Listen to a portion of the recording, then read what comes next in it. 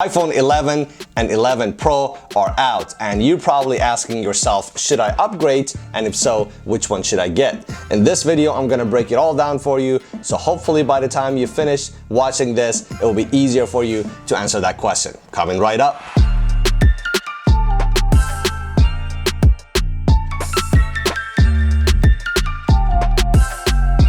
What's up everybody, my name is Sean, welcome to my tech channel. Hopefully you guys will find this video beneficial when I break down everything you need to know about the new iPhone 11 and 11 Pro. If you haven't watched my highlight video of the entire 2-hour event in under 10 minutes, I will put a link right up here so you guys can check it out. There's a lot to talk about. Let's start with the lineup and basic information such as price, colors, sizes, and things like that. On the lower end, we have iPhone 11, comes in 6 different colors, it has a 6.5-inch screen, and is $699. On the other hand, we have iPhone 11 Pro and Pro Max, which come in 4 different colors at 5.8 and 6.5 inches screen, and the prices are $1,000 and $1,100.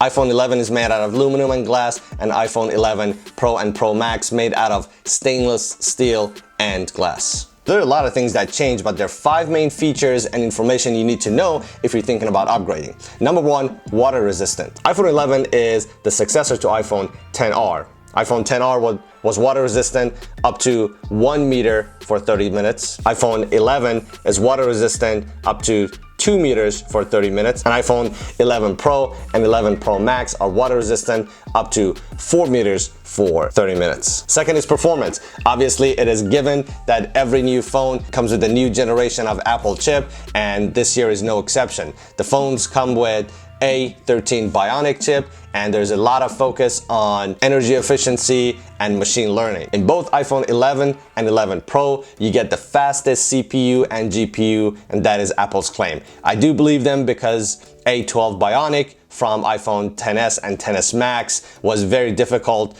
benchmark for some of the other phone manufacturers be able to compete with. Now, what does that mean? That takes me to my next topic, which is the battery life. The battery life of an iPhone 11 is 1 hour longer than iPhone XR. The battery life of iPhone 11 Pro is 4 hours longer than iPhone XS, and the battery life of iPhone 11 Pro Max is 5 hours longer than iPhone XS Max. And this is all due to having a more power efficient A13 Bionic chip, not having a larger battery inside your phone. The last 2 changes are probably the biggest that you need to know about. One is the display and one is the camera system. The display in the iPhone 11 did not really change much compared to the iPhone XR. They both have the same contrast ratio of 1400 to 1 with the brightness of 625 nits. Now the iPhone 11 Pro and 11 Pro Max, this is where they shine, and they call them Super Retina XDR display. The contrast ratio went from 1 million to 1 in the iPhone XS and XS Max to 2 million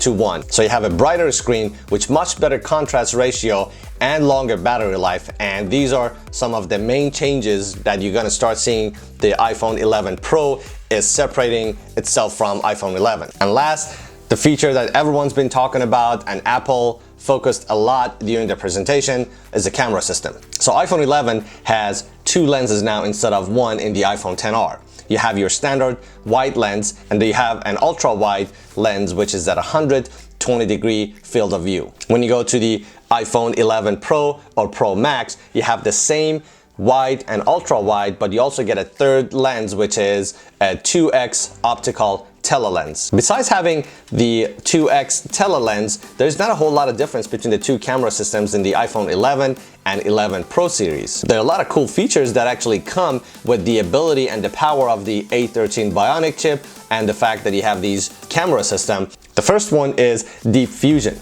Basically, the camera is taking 8 pictures before you even press the shutter button, and when you press the shutter button, it's going to take a longer image and it's going to combine and review millions of pixels and try to determine what is a noise and what is part of the picture, and merge them all together and give you the best quality with a lot of details available in the picture.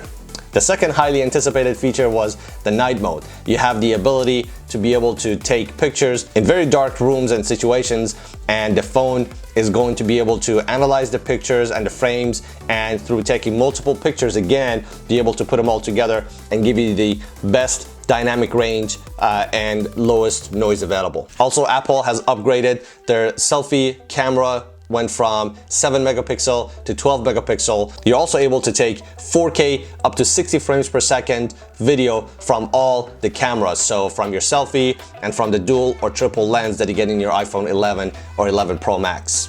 Also, the front-facing camera is a little bit wider right now, and when you are taking a selfie, you have the option to tap a button and have that wider angle, or you can just simply flip into horizontal mode and the frame becomes a little bit wider. And obviously there's a lot more. For example, the glass is stronger both in the front and back of the phone. The Face ID is faster both in iPhone 11 and 11 Pro. iPhone 11 Pro comes with the highly anticipated and much needed 18-watt charger for fast charging, but iPhone 11, you're not gonna get it and you have to buy that separately. So this is it, guys. iPhone 11 and 11 Pro, better water resistant, much better performance in CPU and GPU, much better battery life, better screen if you're looking at the iPhone 11 Pro and Pro Max, and having the extra lenses, specifically the ultra wide at 120-degree field of view. So if you don't care about the 2x telephoto lens, and if you don't care about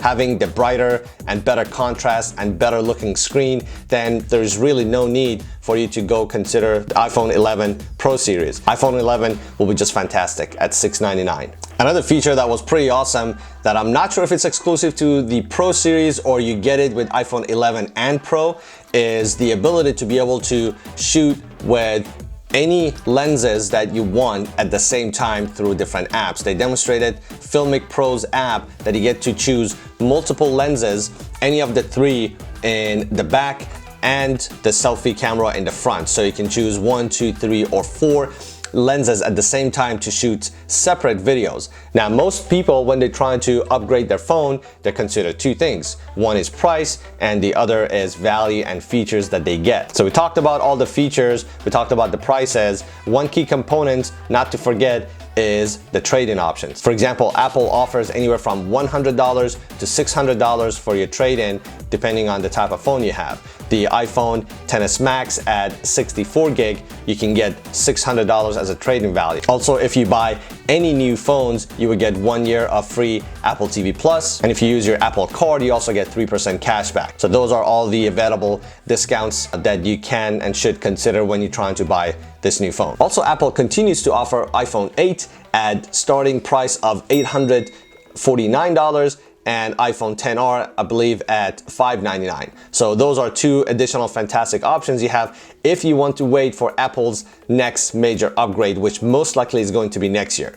This year, for the most part, is considered an S upgrade, which means lots of internal changes and the design factor remained the same, with exception of having the additional lenses in the back. So don't get me wrong, there's a lot that Apple missed, and I was disappointed that we did not get some, if not all of it, with the Pro series. So for example, this year we have no 5G, no Apple Pencil support, no USB-C, no reverse charging, and the refresh rate of the screen remained at 60 Hz, and we did not get 90 or 120 Hz refresh rate that we were anticipating. Hopefully all this information was not confusing and helped you instead of confuse you more. If you got any questions, please comment down below. Drop a like, let me know if you like this video or not. As always, I appreciate all the feedback you can give me, and thanks for watching. I will see you in the next one.